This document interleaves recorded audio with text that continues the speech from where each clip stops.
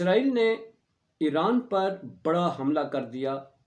نہ صرف ایران بلکہ شام اور عراق پر بیک وقت حملے کر کے ایک بڑی جنگ کا آغاز کر دیا، اور اسرائیل کے خلاف قرارداد آنے پر امریکہ نے اسے ویٹو کر دیا۔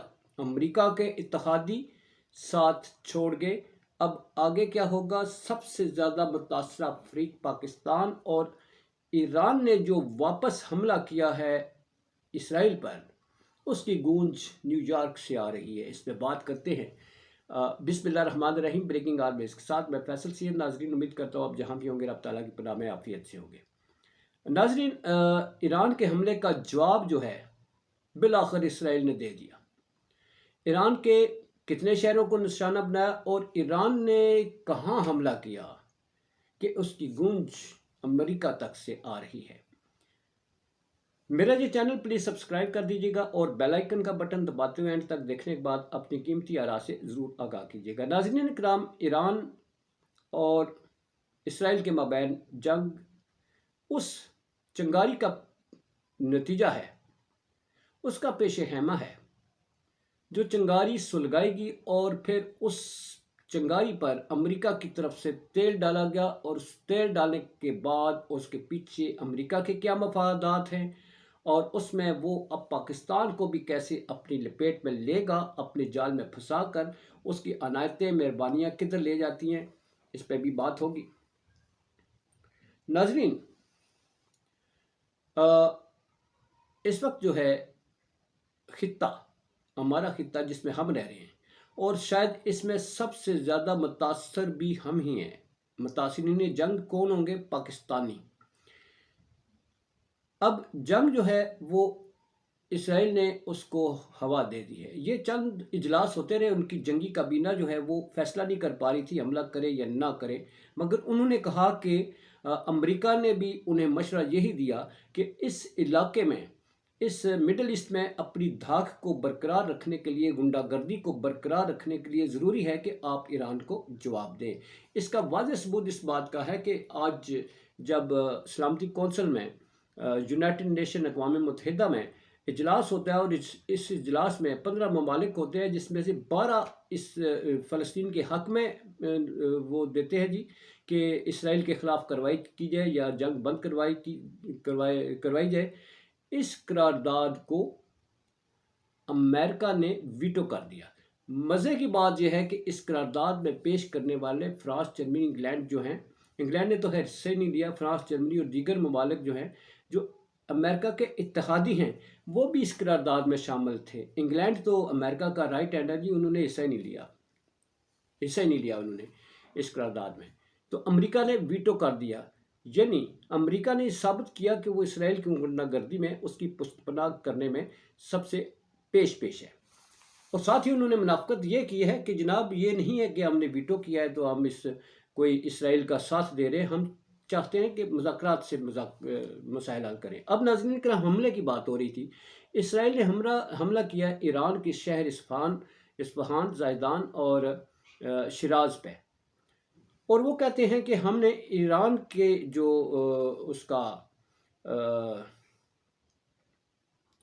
کوائڈ کاپٹر پروگرام ہے اس پر ہم نے حملہ کیا ہے، جبکہ ایرانی کہتے ہیں کہ ہمیں کوئی میزائل یہاں پر ہٹ نہیں ہوا۔ ہمارا ایئر ڈیفنس سسٹم جو ہے، آپ کو معلوم ہونا چاہیے، انہیں ایئر ڈیفنس سسٹم چائنا اور رشیا نے دیا ہے، جو میزائل حملوں کو ناکام بناتا ہے۔ البتہ اسرائیلی کہتے ہیں کہ ہم نے کامیاب حملہ کیا ہے۔ انہوں نے کیا یا نہ کیا، جو ایران نے واپس کیا ہے اس کی اسرائیلی خود تصدیق کر رہے ہیں۔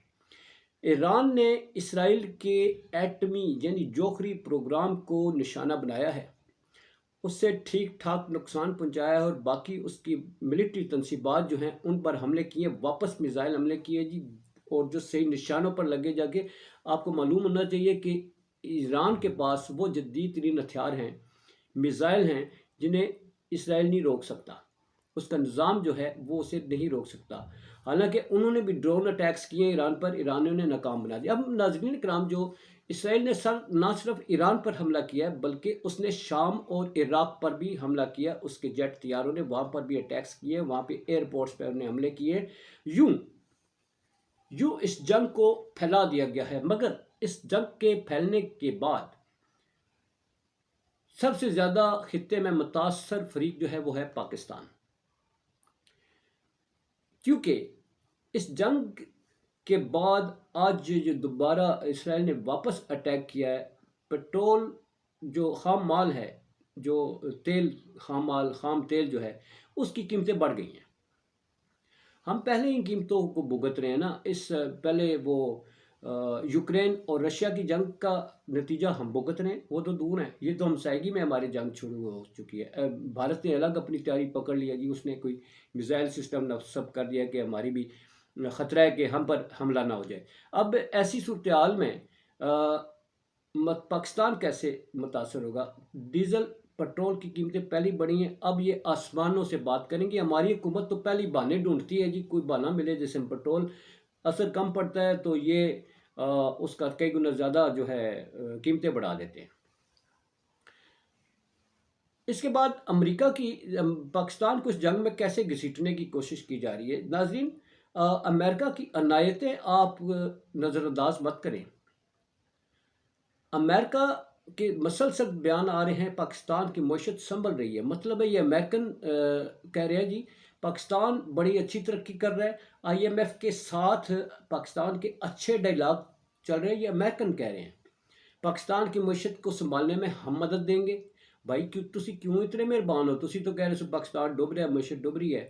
ان کے جو آنیاں جانیاں ہیں پاکستان میں، ان کو آپ نظر رکھیے گا۔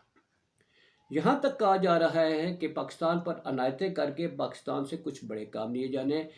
یہاں لوگ تو یہ بھی کہتے ہیں کہ ایٹمی پروگرام وائنڈ اپ کیا جائے گا، مگر جب تک پاک فوج ہے شاید ایٹمی پروگرام کے سلسلے میں حکومت کی جسارت نہیں ہے کہ وہ کوئی ایسا فیصلہ کر سکے۔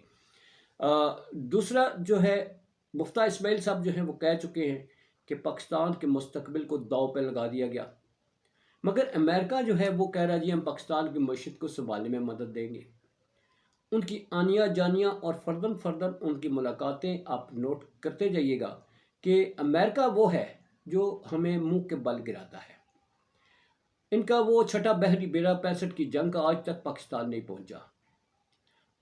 ان کا 71 کی جنگ میں بحری بیڑا حرکت میں آیا تھا جس نے پاکستان کو دو لخت کر دیا تھا۔ ہماری بدنصیبی ہے کہ ہمارے حکمران امریکہ کی گود میں بیٹھنے میں ہی سکون محسوس کرتے ہیں، اور چونکہ اس میں انہیں ان کے اقتدار کو شیلڈ ملتی ہے، اور اس شیلڈ کو حاصل کرنے کے لیے وہ کچھ بھی کر گزرنے کو تیار ہوتے ہیں۔ عوام جائے باڑ میں۔ پاکستان زندہ باد، پاک افواج پائندہ باد۔